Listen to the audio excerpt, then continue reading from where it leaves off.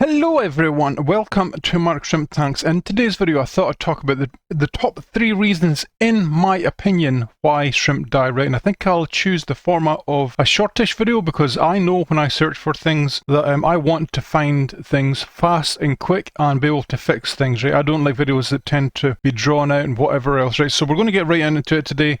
I put up some beef footage in the back. These are in no particular order, guys, right? There is 3 main issues here, right, and we're going to start with the basic stuff first. The main issue that you will see when you start shrimp keeping is new tank syndrome. This is where the tank simply is not set up correctly for animals to inhabit it, and you end up with dead shrimp. Right, basically new tank syndrome is an incomplete cycle.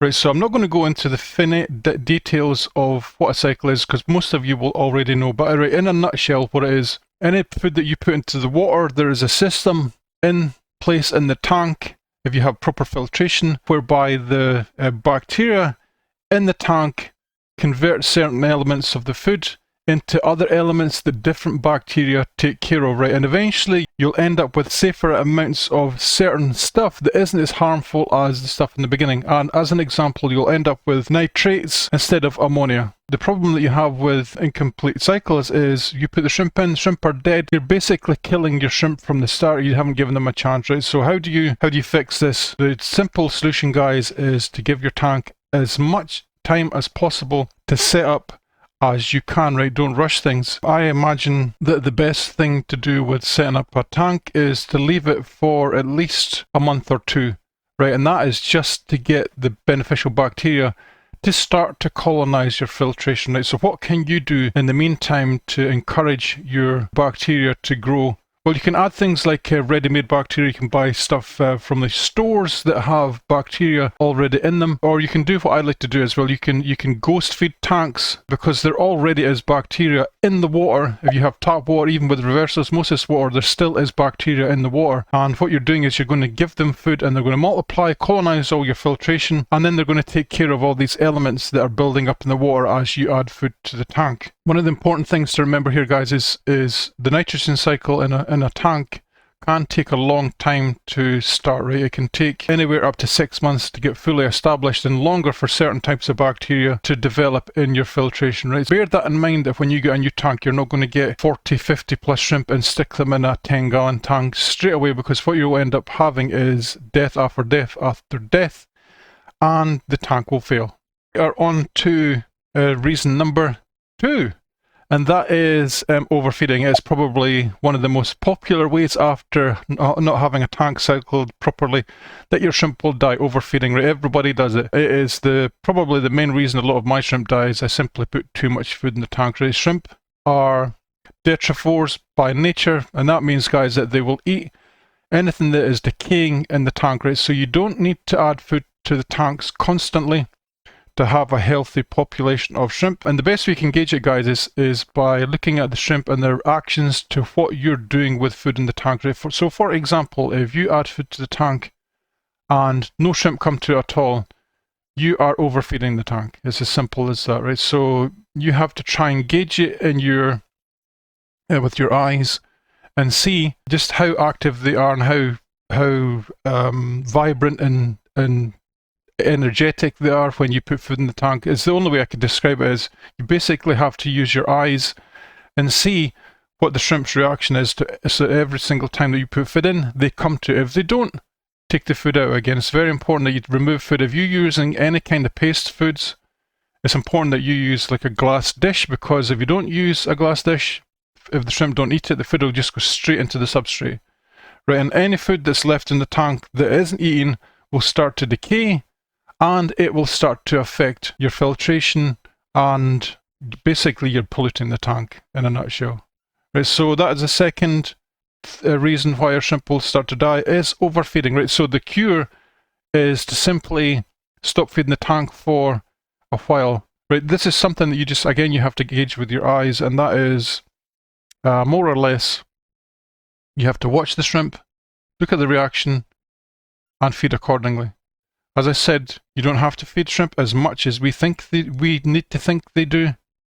But what you should do, guys, is just to like give yourself a little bit of a buffer or safety, is maybe add some wood to your tank, or some leaf litter. Make sure you have plants, because then naturally there's always going to be food in the tank. The other thing, guys, I don't think I've ever mentioned in any other video is light times. I did a little trial where I did 4 hours a day of light in my tanks for a couple of months, and yeah, it wasn't enough. I was seeing plants starting to withdraw and become stunted, and I was seeing like no algae production on the glass. I mean, this is probably perfect for some people, but for me it wasn't adequate for my shrimp. So I went from 4 hours to 8 hours, and I instantly saw an increase in plants within a week, like plant explosion type thing, and I started to see algae and life again in the glass. So yeah, there is another thing. Make sure that you're giving your tanks enough light for all the essential things in the tank to work properly. Okay, the third reason why you'll have reasons for your shrimp dying, and that is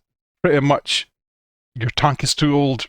It is the only way I can explain it, is where your tank has old tank syndrome, right? This is quite a common thing with bee shrimp keepers, because there is only a certain amount of time our active substrates will keep the tank in a good condition for our bee shrimp, but you can get this in other normal tanks as well. Guys, if you keep fish, this is quite an issue with mulm building up in the base and the substrates and whatever else. And basically, guys, in a nutshell, what it is your tank can no longer cope with the amount of waste that's being produced by the inhabitants in the tank. Right, so how do you get around this? There's certain ways you can kind of fix this. And right, so one of them would be keep up with your maintenance. That means doing regular water changes. That would also mean ensure that your filtration is adequate. It's quite one of the things I see a lot is people having tanks, and they have big tanks and just maybe 1 or 2 sponge filters, when they really need to have maybe a couple of sponge filters, or maybe a power head and a sponge filter, to really take care with the bioload that the animals are putting into the tank. Because it's one of the things that I always see as well, guys, is quite often I'll breed thousands of shrimp in a tank and everything will be going fantastic, and then all of a sudden the tank will start to get this massive death syndrome that we tend to have with shrimp. Basically what that is, it's the filtration saying, nope, I can't cope anymore, it's going to start to fail. Right, and as soon as it starts to fail, you end up with bacterial builds up, and then you have other issues with your ammonia rising, nitrates rising, but simply because your system can't cope anymore. So as I said, the ways to get around this is to make sure that you keep up with your maintenance. If you have to gravel vac, just watch for baby shrimp. Yeah, and apart from that, do what I said in the other things as well, old tank syndrome. You have to alleviate the amount of food that's going in. So you can see, guys, what I'm saying is, all these 3 things that I've mentioned today, we have the new tank syndrome, the overfeeding, and old tank syndrome. They're actually all intricately linked together, right? So it is not that there is one tip that is more important than the other. You have to actually look at it like a collective. Try and get your shrimp's environment the cleanest it can possibly be by having adequate filtration from the start, feeding them properly, and doing proper maintenance after. I hope that helps you guys. If you want to know anything else, please ask me a question in the comment section below. Happy shrimp keeping, guys. I will see you all in the next one.